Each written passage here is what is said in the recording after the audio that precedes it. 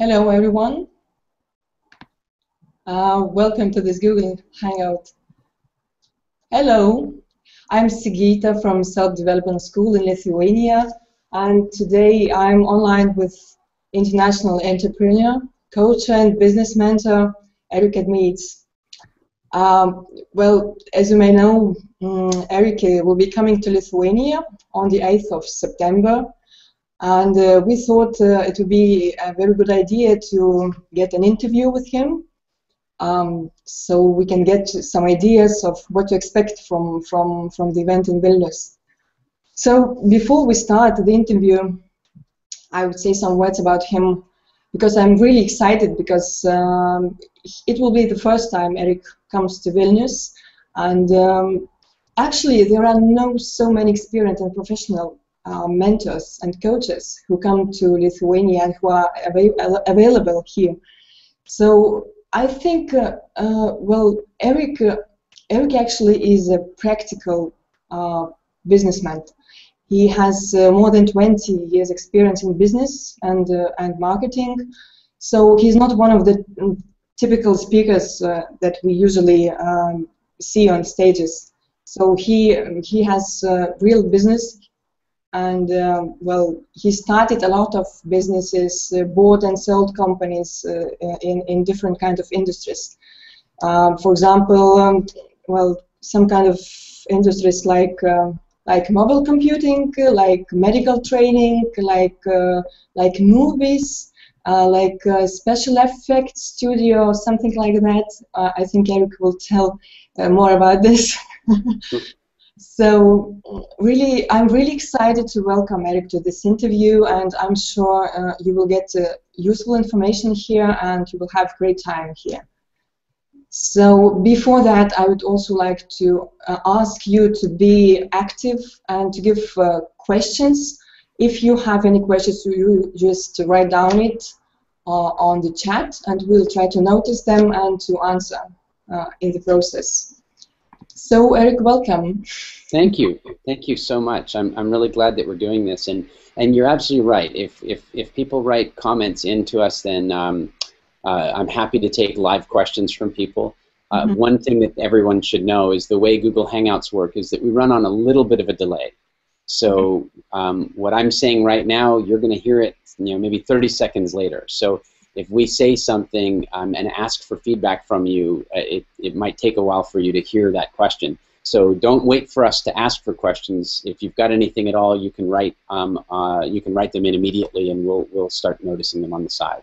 Okay. But anyway, let's Sigita, I have to say, first of all, thanks for taking the time to do this interview, and then also, even bigger, thank you for creating the space for me to come to Lithuania. I've never been before; it's my first time, so I'm excited about that, and I'm looking forward to meeting meeting a whole group of new business owners and entrepreneurs, and I'm really looking forward to it. So. Okay. Thank you very much. Okay, let's start. First of all, can you tell a little bit more?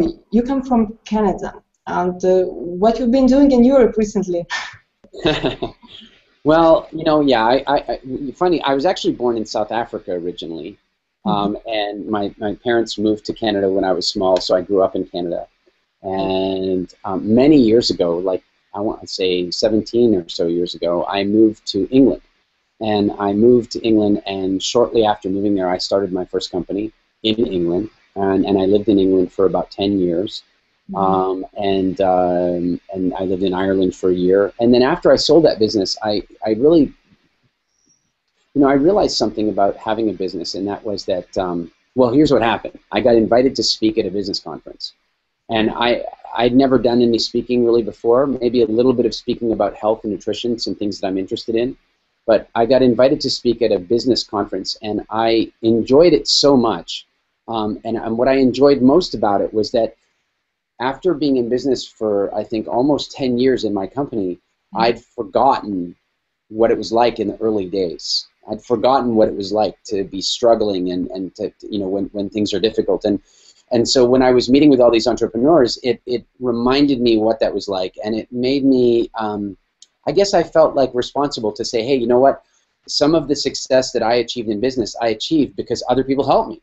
You know, there were direct mentors in my life. There were books that I was reading, and then there are, you know, people. I was going to seminars. You know, Tony Robbins and Chet Holmes and people like that were inspiring me all the time. And I thought, you know, maybe now I can do that for other people as well. And so I've been doing that for many years. And I guess about 5 years ago, I got invited to speak at an event in Stockholm for the first time. And I'd never really, I mean, I had traveled a lot around sort of Europe, but, you know, like most North Americans, Europe means England, France, Germany, Italy, you know, so I'd done a lot of that kind of travel. But then all of a sudden I was asked to come and speak at this event in Stockholm with the Yes Group there, and I just had so much fun. And they kept asking me to come back maybe a year later, maybe 2 years later. And on one of my trips, I met another promoter from Norway, and they asked me to come and do something in Oslo. And here's what's really interesting. My biggest market today, I do the most seminars, and I have the most clients from sort of Nordic Europe, from you know, Norway, Sweden, Finland, Denmark, Estonia. You know, that whole area has become a major focus for me. So I'm really excited to be coming to Lithuania and you know, expanding that market. Okay.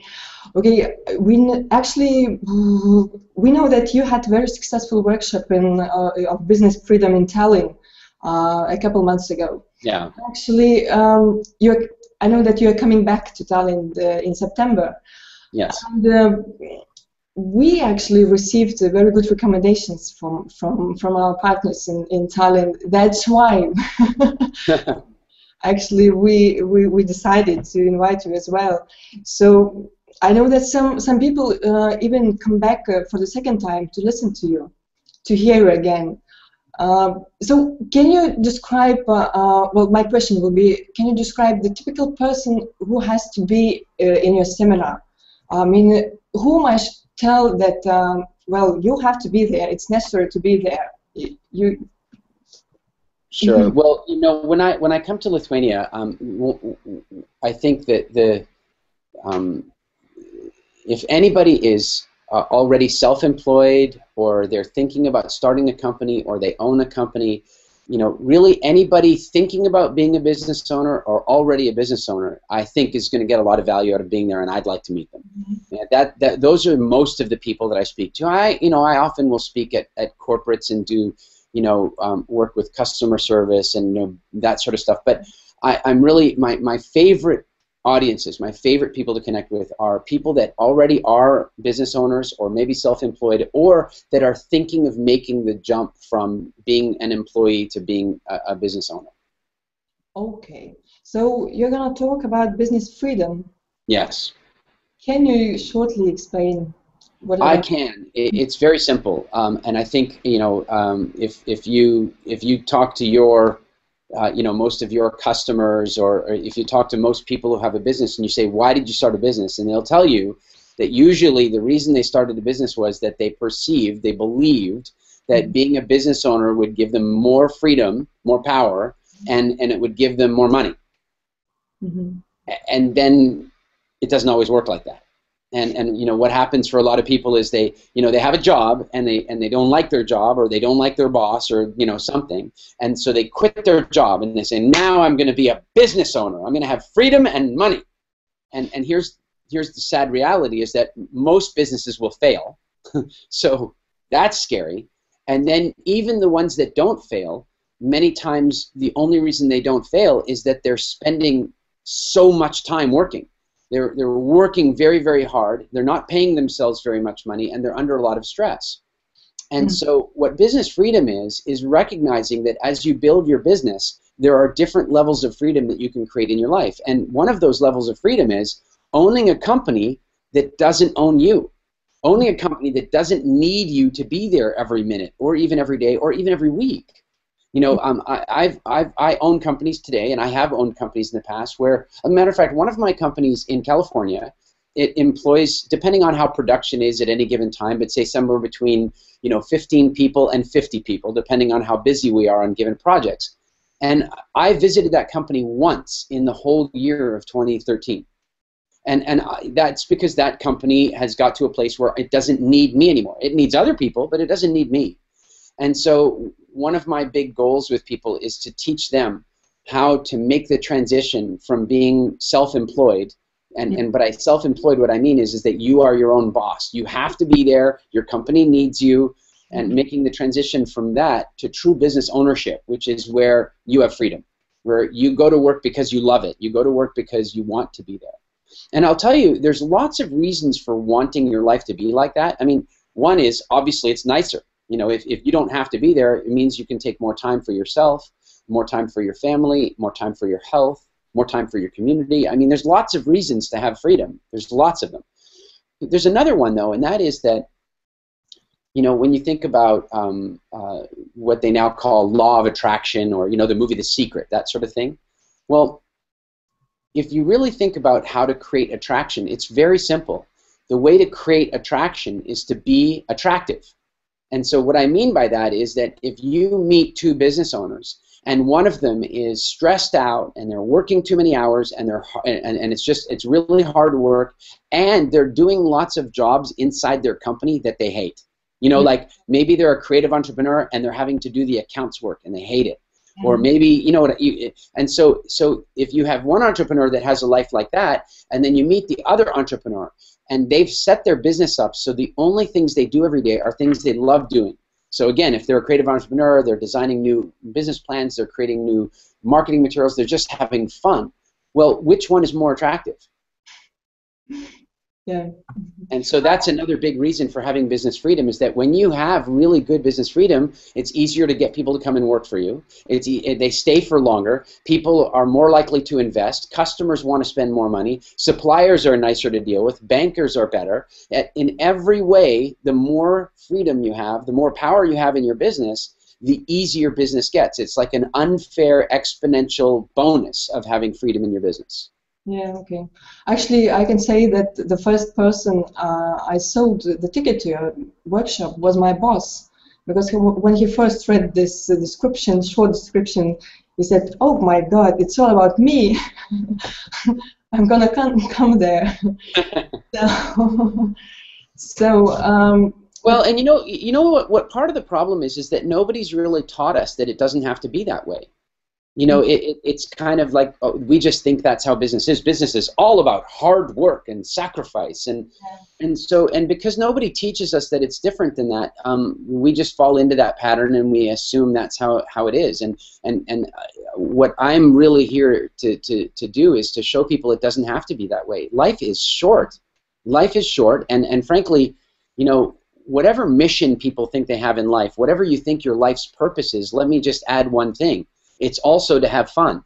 And I'm a big fan of having fun, and so what that means to me is that I want my day to be filled with doing things I like doing. And unfortunately, most business owners, they set their lives up so they end up spending a lot of their day doing things they don't like doing. And that to me is not freedom. That's some kind of torture. Okay. Let's talk about your business. Can you tell us what was the first business you started, and maybe to tell more about the biggest mistakes you've done in your business? Because definitely I've made a few mistakes in my business. There's no question about that. Frankly, there's this sort of expression that says, good judgment comes from experience, but experience comes from bad judgment. And so, yes, I've clearly made a lot of mistakes. But one of the things that I would say is that I've always found a way to learn from them. And that's not, frankly, I think the only real mistake there is in business is making a mistake you've made before, or making a mistake that someone else made before. If you're making original mistakes, then that's worth doing. But when you're repeating mistakes, now you're wasting time. And so some of the mistakes I've made, like I think they asked, I was doing an interview yesterday with Roland from Tallinn, and I think they asked me about that. And one of the big ones is it has to do with the fundamental optimism of being a business owner. You know, if to start a company, you have to be pretty optimistic. Because frankly, most businesses fail. So if you're not pretty optimistic, then you shouldn't be starting a business. Yeah. The problem with being pretty optimistic is that when you meet people, you'll be optimistic about their ability. You'll be optimistic about their personality. You'll be optimistic about their level of productivity. And so the problem with that is that you interview them, you meet them, and with that optimism, you end up potentially you know, hiring somebody or becoming a partner with somebody based on your optimistic belief of them, instead of calling the references, instead of doing a background check. And I know that most creative business owners have made this mistake, and I've made it more times than ever. I mean, I've hired people I shouldn't have hired. I've kept people on that I shouldn't have kept on. I've accepted investment money from people I should never have accepted investment money from. And so really I've gotten much more discerning about that. Now when I really like somebody, when I really feel optimistic about them, my alarm bells go off. because what it tells me is that this could be really good, and what I need to do is have someone else bring some judgment here. And one example I always use is I think that, frankly, I think women are quite often more emotionally intelligent than men are. They have a better sense of people sometimes. And so if I'm thinking about getting into business or hiring somebody important for my business, I really always like to have my wife meet them. Because, you know, then what happens is, you know, after dinner, maybe we take them for dinner or lunch, and then after dinner I go, so what do you think? I really like them. And she goes, I don't know. Well, if she says that, I have to listen. I have to listen. So that's been that. You know, that's one mistake that I've made, and I'd rather I didn't make again. And you know, there's other ones. Like, I think that a very common mistake people make is and I've made this, not recently. I've learned from this one, but they start a business with a great idea without really planning properly. In other words, you know, maybe they have an idea for a great product or a great service or a great invention, and it's like, you know, they think it's fantastic and they're all caught up in the dream of it. But if they ran a good forecasting model, they'd see there was no profitability in that idea. You know, I remember reading once about a company in Vancouver, Canada, and they'd invented something, and it was going to cost them about they figured it would cost about $900 to build this device. So they got a bunch of investment money in, and they figured out how to build the device, and they thought it would cost about $900 to build it. Well, it then turned out that it was really going to cost more like $1,400 to build it, but they could only sell them for $1,200. Now, if you're selling it for $1,200 and it's costing you $1,400 to build it, that's no business. And so they found that out after a year of hard work and spending other people's money. And if they'd done good planning to begin with, they might have seen that earlier. And so I think sometimes when business owners get really excited about a plan, what they need to do is they need to take a moment and actually look at the cash models. Where am I going to have to invest? What kind of people do I need around me, and test market the concept a little bit. So those are a couple of mistakes. I'm actually in the middle of recording a video series called 99 Business Mistakes I've Made So You Don't Have to. So I could go on for hours about mistakes I've made, but I'll leave it at those two for now. Okay. I just also want to say to Donatus, yes, that thank you for letting us know we fixed whatever the technical problem was there. Apparently they couldn't see me. Zenita. Okay. Hello. Thank you. Now they can see you. No, it's okay. Good. Okay. Let's talk about another thing. Actually, we are collaborating with the Marketing Association in Lithuania, and we have a few people registered already. And you have actually 20 years experience in sales and marketing. And well, what can they expect from you in the seminar? Well, I know that you usually talk about Inception marketing. Yes. Can you tell what is it? Yeah, I'm gonna tell you what it is, and then I'm gonna tell you what they can expect. So, Inception marketing is a synthesis or a collection of marketing strategies that we've put together that are really, really effective at cutting through all the marketing noise that's out there today.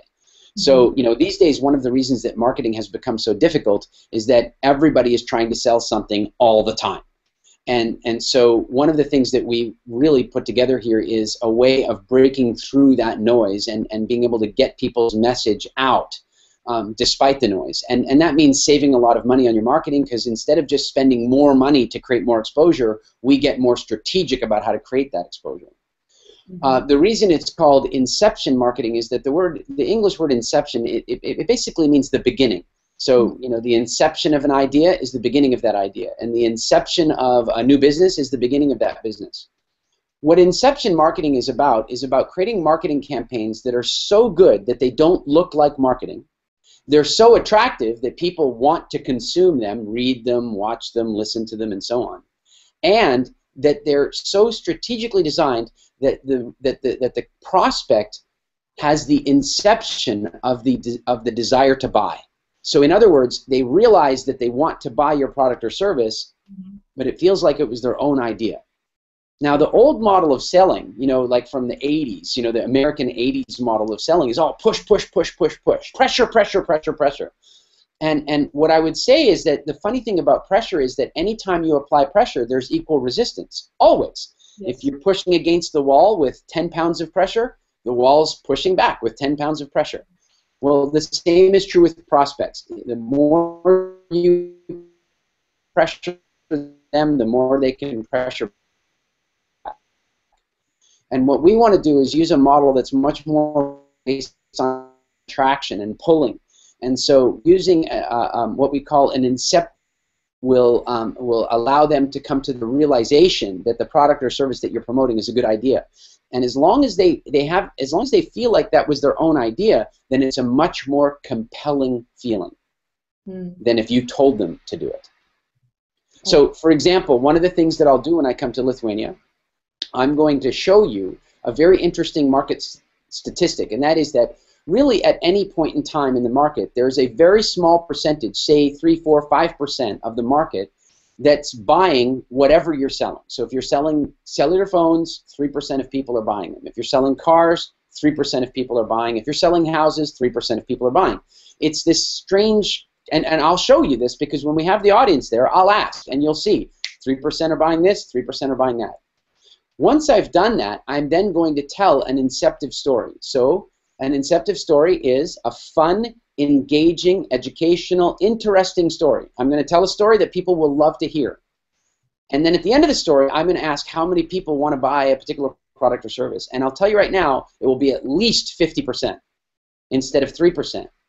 Now, the reason this is important is that most people design their marketing campaigns to try to get their fair share of the 3%. Oh. Right? If you think about it, an SEO campaign is designed to capture people that are already looking for you, right? A magazine advertisement, a television advertisement, they're usually designed to catch the attention of somebody who's already buying. They're not usually designed to convince somebody who's not buying to become a buyer. And so that means most people are spending huge amounts of money trying to compete for a very small share of the very small percentage of people that are buying right now. But if I can tell a story that says instead of having 3 people, so if you have 1,000 people in the audience, then 3% means 30 people, right? So, but if I can now tell a story and instead of 3%, it's 50%, that's 500 people. So instead of trying to get a small percentage of the 30 people, I'm trying to show people how to get a percentage of the 500 people. And that's what I'm going to show people how to do in Lithuania when I come for our event. But don't you think that that's a longer way to compete the customer if you're trying to attract him? I mean, don't you think that it will be more expensive and it will take more time to get them? While, for example, the computer, other companies can do another way, and they compete the client faster. Sure. So let's think about that. So let's imagine that you're selling a device, a service, whatever it is. You're selling a service, and there's 1,000 people in the room. Okay. And 3% of those people are getting ready to sell, are wanting to buy that service. So that means there's 30 people in the room. But you have competitors. So now all of you and your competitors are going to create an advertisement or a marketing campaign. And generally speaking, those campaigns are going to be trying to capture one of those 30 people.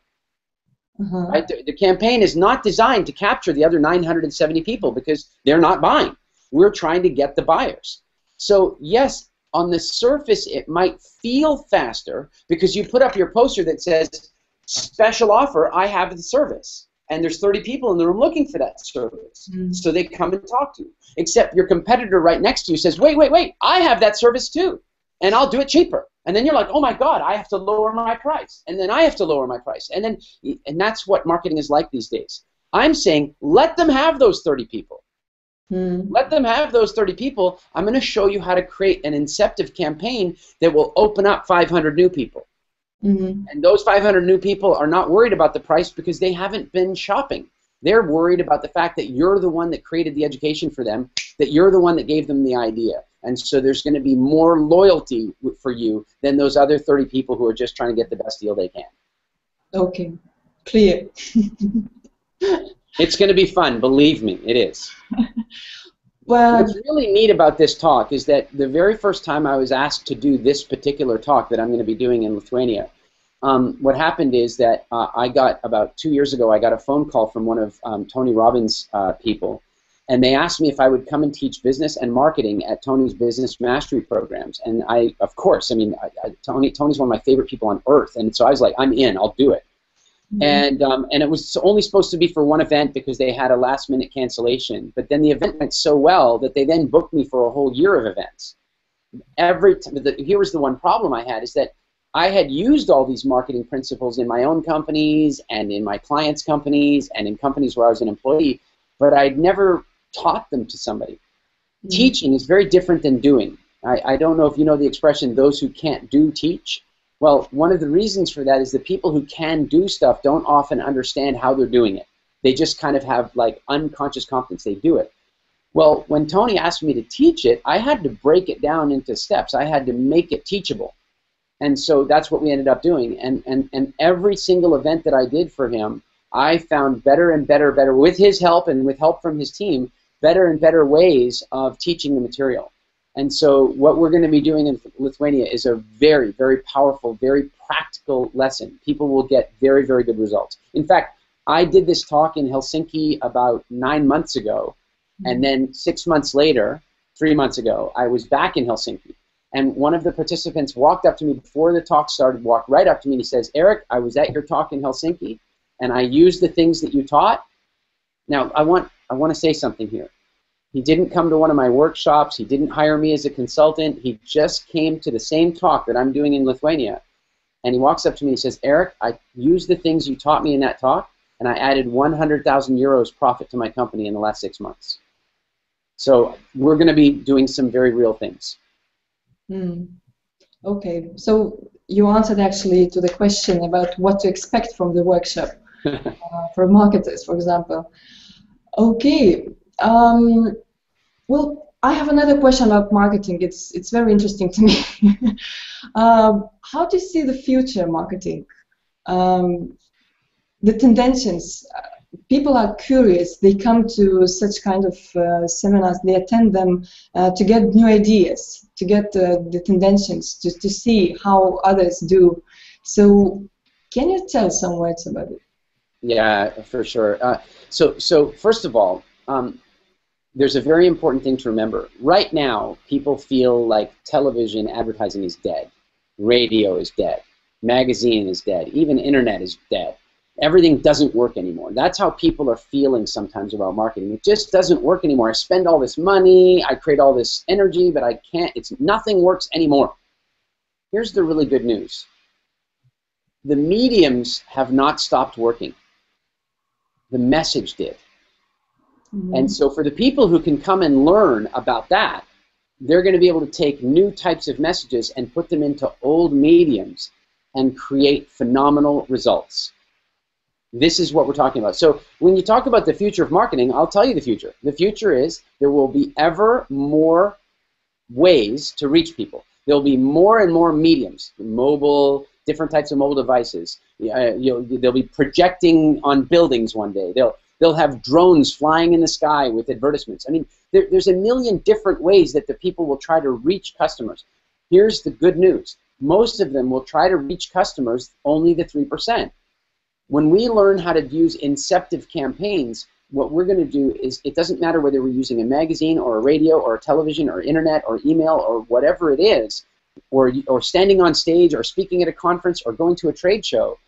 When we use inceptive campaigns, when we tell inceptive stories, those mediums suddenly become extremely powerful for us. Because instead of 3% of the people on the radio listening wanting to buy the service or product, and now it's 30% or 50% or 80%.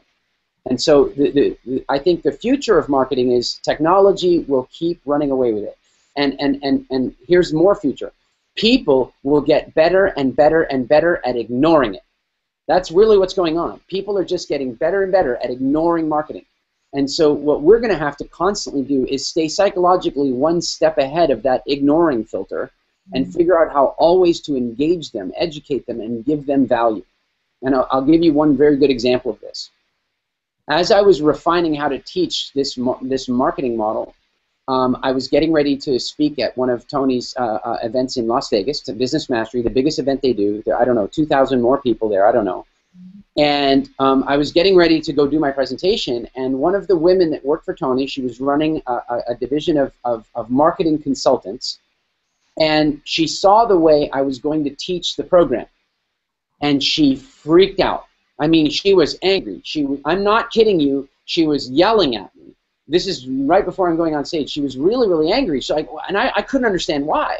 At first, I thought it was some silly ego thing that I was doing it my way instead of her way. No, it wasn't that at all. She was worried about something very simple.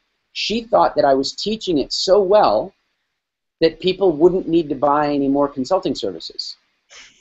Right? The idea was that I do a really good talk, and then people go, wow, that's good stuff. I'd like to buy services. She thought if I taught it so well, nobody would need to buy the services. So she was really worried.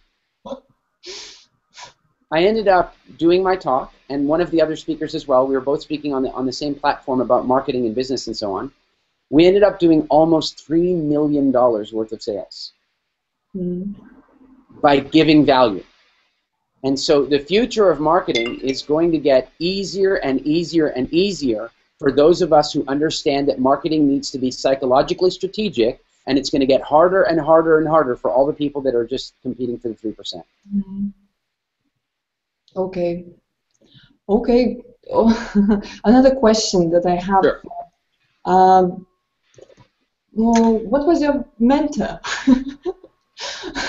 Oh, well, so, you mentioned Tony Robbins even twice. What else can you mention?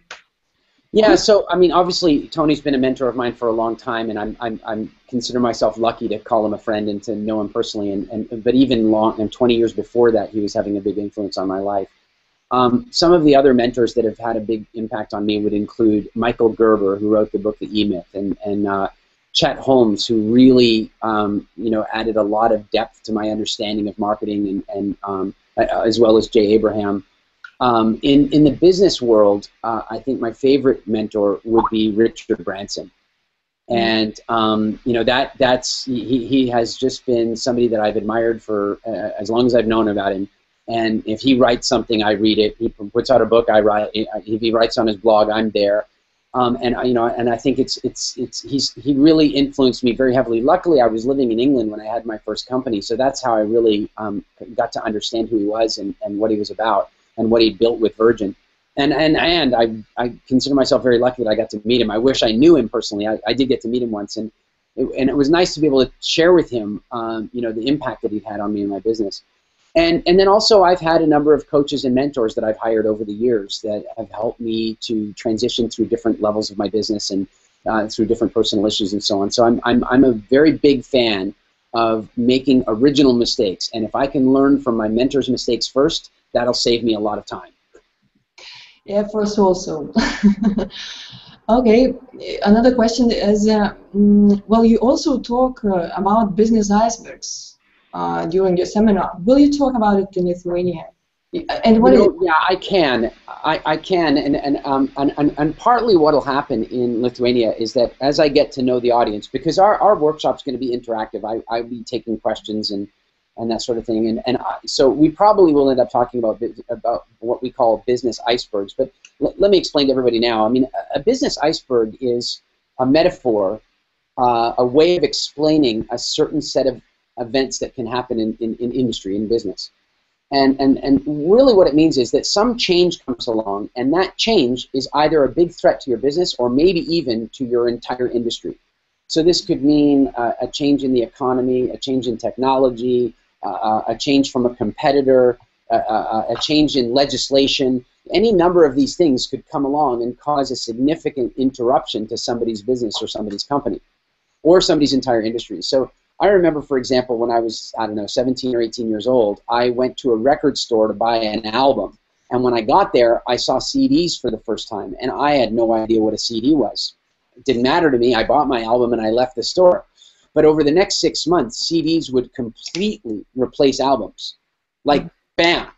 And this was a little bit scary because, you see, when 8-track tapes came along, everybody thought 8-track tapes would replace albums. They didn't. And then when the little cassettes came along, they thought, well, those will replace albums. They didn't. And so when CDs came along, they totally did. Albums and cassettes, gone. And here I am, 17, 18 years old, just finishing school, and I suddenly realized there's no such thing as job security. There's no such thing as job security because you do not know what technological change is going to come along. You know, everybody at Yahoo thought they were going to own the internet. Oh, Yahoo, the big search engine, right? Bam! Google. Google was the huge iceberg for them. You know, and I think we've seen it with a lot of the phone manufacturers. So if you look at the companies like you know, Nokia and Motorola that were doing a great job with phones until the iPhone came along. Bam, iceberg, gone.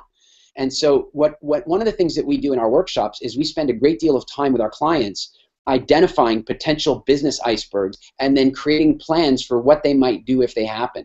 We do this for a lot of reasons. The one is, frankly, it helps them sleep better at night. Because the truth is, we all know those icebergs are out there. And by identifying them, knowing where they are, you can relax. And it doesn't mean you're never going to be surprised. It just means you're less likely to be surprised. Mm. Just recently, I mean, you know, I got this email from one of my clients. He's an Estonian guy living in Stockholm. And he wrote to me and he says, Eric, something terrible happened in my business on Friday. And it would have totally put me out of business, except that 3 months ago, we did the workshop on business icebergs, and we came up with different ways of dealing with these things, and so we were ready. And so it happened on Friday, and by Monday, we'd replaced everything, and we were ready to go, and our clients didn't even notice. So when I get a letter like that, I mean, here's a guy telling me that quite literally that one workshop saved his business. That's why I do what I do, to emails like that. And that's what icebergs are all about. Okay. Okay, can you hear?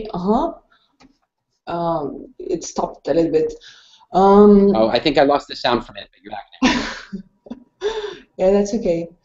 Well, I think, well, do we have time for talking or shall we finish? Because actually, I have some more questions, but I just want to leave for the seminar. You know what? I think that we've actually gone a little bit over time, so I can do 1 or 2 more questions, and then we'll meet everybody in person, and we'll take even more questions. Okay. Okay. There are. Well, actually, I just wanted to know. Well, you talk about mindset. And skill for entrepreneurs. That's about Inception marketing, or what it's all about? Did you understand the question? I'm sorry, I missed some of the sound there. What was that? Can you hear me? I lost you for 1 second. You were asking about mindset? Yeah, and skills for entrepreneurs. Is it about the Inception marketing, or that's a different topic? No, that's a very different topic. I mean, they're related. They're related in a sense, but one of the core things that I'm really a big fan of is recognizing that as a business owner, and we will talk about this in Lithuania, I'm sure. But as a business owner, one of the things that people forget and what they don't understand is that as the owner of a business, whether you're a one-person company or whether you have 500 employees, you set the emotional tone for your company. And so one way to explain this is that if a business owner, let's say a business owner has 30 employees and they have a bad day, something happens in their personal life and they have a bad day, and they go to their office that day and their staff sees that they're having a bad day, how long will that bad energy stay in their business? How long do you think? Oh, for a week, probably. Well, you know what's interesting is it'll stay in for months. And the reason being is that employees need certainty. And so when the business owner shows up uncertain, upset, depressed, or negative, any of those, angry, any of those things, the employees, if they don't know what the cause is, they will make up the cause. So one employee says, "Hey, did you see he was yeah, I know. He seems a little. Do you think there's a problem with the business?" No, I'm sure. Well, maybe there is. I heard there was a problem with cash flow. And you see, it starts creating this like rumor mill. And those rumors can end up lasting in the business for months. So one bad day by the business owner can actually send the company off course by weeks. And so that's a very, very important distinction. In fact, one of my favorite clients runs they're called Inc. Global, and they publish in-flight magazines for the biggest airlines. They're the largest publisher of in-flight magazines in the world, and they sent their whole leadership team. I run an annual retreat where I take people up Kilimanjaro as part of a leadership program, and we took their leadership team with us up Kilimanjaro. Well, so now I got to meet them and talk with them. Well, something I'd learned about them is that one of the owners had made a decision that he was going to be happy from now on, that he would only go to work happy, not normal. You know, most business owners, oh, hi, good morning, good morning. He said, no, I'm going to be happy. And so he went to his business happy every day, and he'd been doing it for 2 years. So by the time I met his leadership team in Africa going up Kilimanjaro, it had been 2 years that he'd been happy. And so I started asking them, oh, how do you feel like with the change that he made? And here's what I found. Many of them were still waiting for it to end. Now think about that. 2 years of being happy every day, and some people still didn't believe it. But one bad day, and they'll believe that for weeks, months. And so mindset from a business owner's perspective is unbelievably important. And here's what's really funny too. You think about this, like people say, oh, well, you know, if I was in professional sports, you know, if I was an actor, I would always be full of energy. You know what? That's crazy talk. Business has way more opportunity than acting in sports. Way more. First of all, acting in sports has age limits. Here's Roger Federer. He's 10 years younger than me, and they're telling him, oh, you're getting a little old now.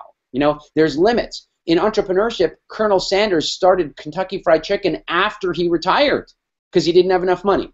So here we are playing a sport, the sport of business, that has way more opportunity than almost any other opportunity on earth, and yet people show up for work not in a peak state, not managing their state of mind.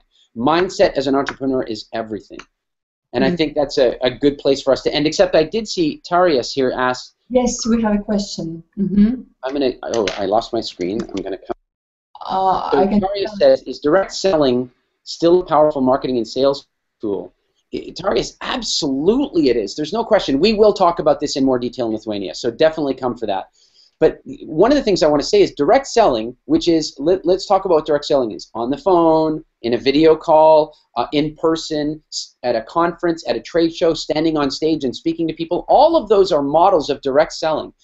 And when you're face-to-face with somebody, you create a much stronger, lasting impression. Look, I'm hoping there's some things that you've got from this interview. You think, oh, that's interesting. I'd like to learn more. If you'd read them on a blog, that would create one level of interest. But because you're hearing my voice, because you're seeing my face, I'm hoping that it creates more of a lasting impression. And what so often happens to me is after I do an interview like this, or I do a live broadcast somewhere, and then I show up in the city for the first time, people come right up to me and say hello, like I should know who they are, because they saw me. And so direct selling and direct personal contact continues to be one of the most effective things in the world as long as you know how to be strategic about it and understand inceptive psychology. And we'll definitely talk about that when I come to Lithuania. Okay. Okay. Well, I think the time is over already. It is. I have another interview coming up very quickly now with a group in Copenhagen. So if anybody wants to join that interview, if you go to my Facebook page, the link will be there. They might ask entirely different questions, so I'll post the link on my and matter of fact, you know what I think I can do here? I can post it right now. What's that? Can you send a link? Yeah, I'm doing it right now. I'm posting it right here in the chat. Okay. And then if you can post it out to your people, then that's great. Do you see it? Oh, no, I sent it privately by accident. sorry. Yes, we can see it. I think everybody can see it. Yeah, so if you want to go ahead and send that to people, that'd be really great. That interview starts very shortly. And in the meantime, remind me, what's the date that I'm in Lithuania? Well, that will be the 8th of September. So it's next week. Oh, great. Yeah, I forgot. It's the first event of this tour. So I'm starting in Lithuania and ending in Estonia, and I'm going to be in Denmark and Sweden and Finland and Iceland. It's going to be a lot of fun. Okay. So I'm really looking forward to meeting you and all of you as well. If you haven't registered already, make sure you register right now. I guarantee you, I absolutely guarantee you, it's going to be both fun and powerful for your business. So I hope to see you there. Well, actually, I would like to add that, well, probably this is the first and I hope not the last time, but I'm not sure when Eric comes to Lithuania. So take your chance and please register. It's time to register. We've started already. So I'm with you completely. I hope I get to come many more times as well. And I'll tell you this, that so far, whenever I've come to a city for the first time, usually I have to be back there within 6 months, and I love that. And what I would really like to do is really like to start to create a bit of a movement and some real energy around entrepreneurship and business freedom in Lithuania. So some of the people that are coming now, I'm hoping will be part of the team that helps us make that happen. So let's get together and I'll see you next week. Okay, we look forward to seeing you soon. Thanks so much for the interview. See you soon. Bye bye. Bye.